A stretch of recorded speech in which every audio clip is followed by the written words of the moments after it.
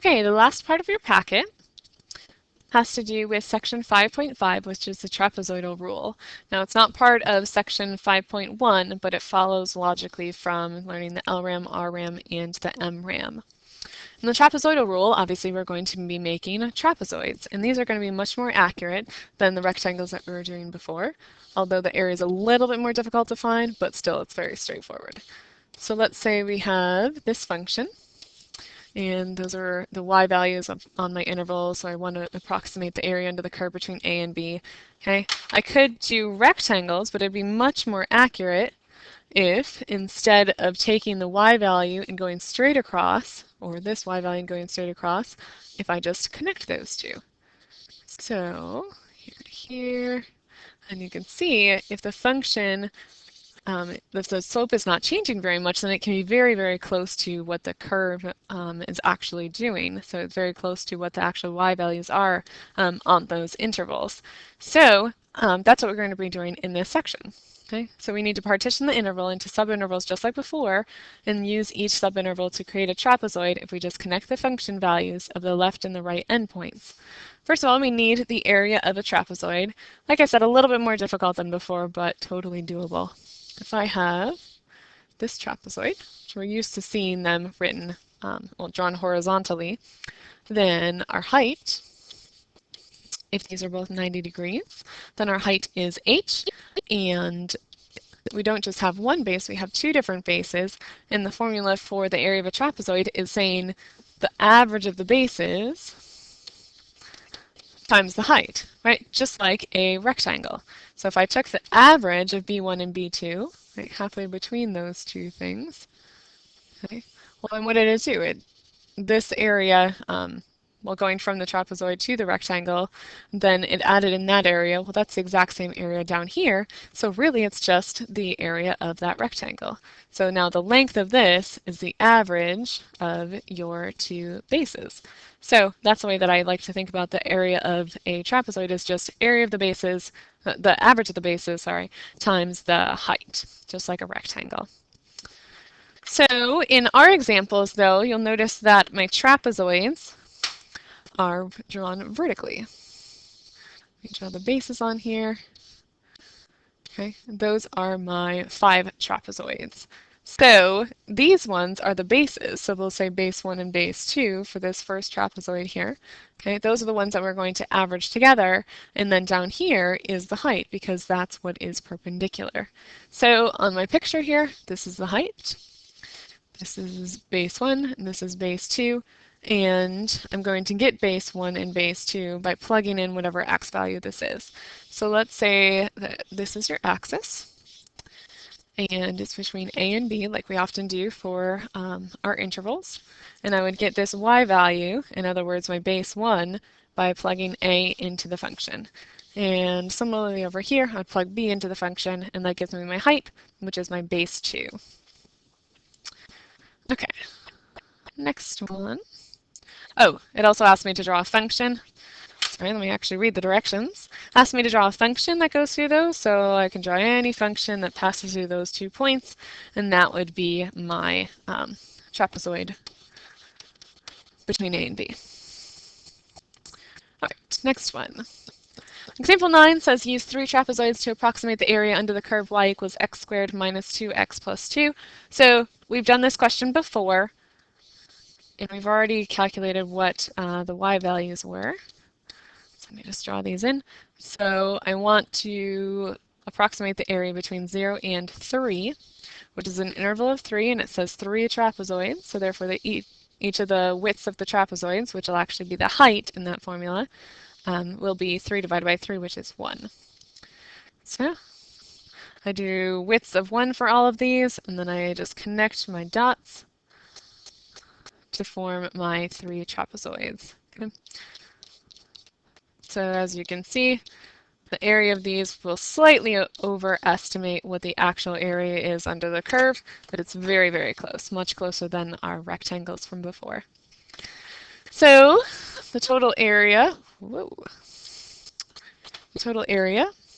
is, this is our height, and those are all just 1, and then our base 1 is 2, base 2 is 1, 1 and 2, 2 and 5. So have average of the bases times the height plus average of the bases times the height plus average of the bases times height. And obviously I didn't have to multiply by 1 on each of these, but I just want to show you in general, that's where you're going to plug in your height. And that's often a common mistake that people leave out the height in there. So I have 3 halves plus 3 halves, and obviously those should be the same area, plus 7 halves, which gives me 13 halves. Okay? And that's a very, very good approximation. Okay? We could find it by actually doing the integral, but we're not going to do that right here. Okay, in general, in order to approximate the integral between a and b of f of x dx using n trapezoids of the same width, then we have the average of the bases times the height plus the average of the bases times the height all the way through for our n trapezoids. And notice, first of all, that they all have h's. So instead of writing them over and over again, you can just factor out all these h's into the front. Okay? These are all 3 of these are just equivalent statements for the sum of the areas of your trapezoids. All right, also, what did they change from the first one to the second one? We have y naught over 2, right? Y naught is just my first y value, meaning if I plug a into my original function. So that's just your f of a, as it says right here. And plus your y naught over 2. Well, if you look at this, we have y naught over 2, and then we have y naught over 2, which gives us just, y1, sorry. y1 over 2 plus y1 over 2 is just y1. Same thing with y2. If I have y2 over 2 added to the next y2 over 2, you get y2, all the way up to the last one, right? We don't have 2 of those, so therefore it's just over 2. So these ones, there's 1 of them, well, half of them, because there's just 1/2 written once. And then all of these other ones, it would just be a whole y value because the 2 halves add together to give you a whole y value. Or a third way that you could rewrite this is if you factor out the 2. So if you take these 2's and bring them out in front, okay, then this just leaves you with y naught and y sub n. And well, you also have to divide all of these things by 2, all of the ones in here. So therefore, there's 2's in front of all of these. Okay. All of them equivalent statements. So our y naught equals f of a, our y sub n equals f of b, and all of the other ones, you just plug in the corresponding x value to get those y values. So it looks really complicated, but it's really not if you just think about what the area of a trapezoid is. And the height, of course, is just your big interval between a and b, so b minus a, divided by the number of trapezoids that you want to have. In other words, your number of subintervals. Okay. This next part is actually not necessarily true. Okay, if I have a concave up function, right, let's take a look at when it's an under or over approximation. I wrote that really quickly, and I don't think you can say that in general. So if I want to approximate the area under the curve between A and B, let's do LRAM. So if I go up the left-hand side and over, left-hand side, left-hand side, left-hand side. Okay. It's not just depending on whether your function is concave up or concave down, but also on whether your function is increasing or decreasing. So this is not necessarily true. It depends on both those things, the concavity and the increasing and decreasing of the function. So as you can see on the left-hand side, right, your LRAM is an over approximation. On the right-hand side, it is an under approximation. So you just have to look at the graph and explain what is happening. Right, your RRAM is going to be the opposite. It's going to be an under approximation on the left when it is decreasing. and then an over approximation on the right-hand side. Okay. So you need to look at whether the function is increasing or decreasing. Okay, for the trapezoidal rule, you have to look at the concavity. Okay, if this is concave up, then your trapezoid is going to be an over approximation, and then if it's concave down, then it'll be an under approximation. So you could say that for the trapezoid rule, but not the rectangle rule. Okay, so I guess I didn't need to cross off the whole thing. We'll just write trapezoids only. Okay, with rectangles,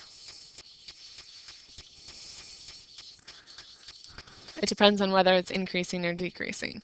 So if f is increasing, so on this half of my graph, then my RAM was an over approximation, and my LRAM was an under approximation because that was below.